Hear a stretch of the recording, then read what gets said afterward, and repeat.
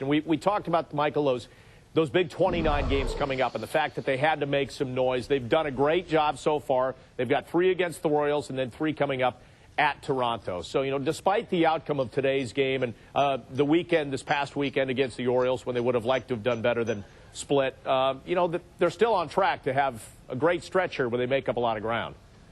You know what? They're in great shape. And during the stretch where they played all the teams that they were supposed to beat, and it kind of finishes up, and, in Toronto it will finish up, they did very, very well. They did better than they could have expected. They played about .650 ball. That's outstanding. When you open up the paper today on August 2nd, and you're 2 games out of a playoff spot, that's like you're in a playoff spot. Then it comes down head-to-head. Who's going to play better? They don't have to do anything extraordinary to make up 2 games. And, about a month ago, they were in a position where they had to do extraordinary things in order to get a playoff position. They're not in that position anymore. Now they just play good baseball. They're in the playoffs. Well, they just need to take care of themselves. They don't have to worry about the other people, helping them out. And the Yankees are playing much better.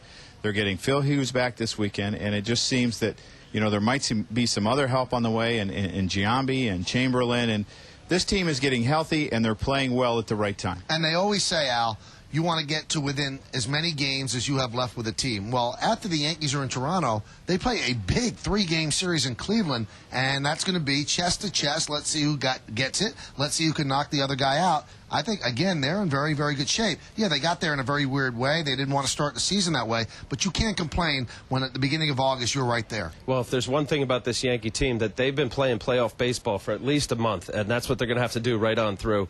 Yes, they've been playing great, and they are in position for the wild card.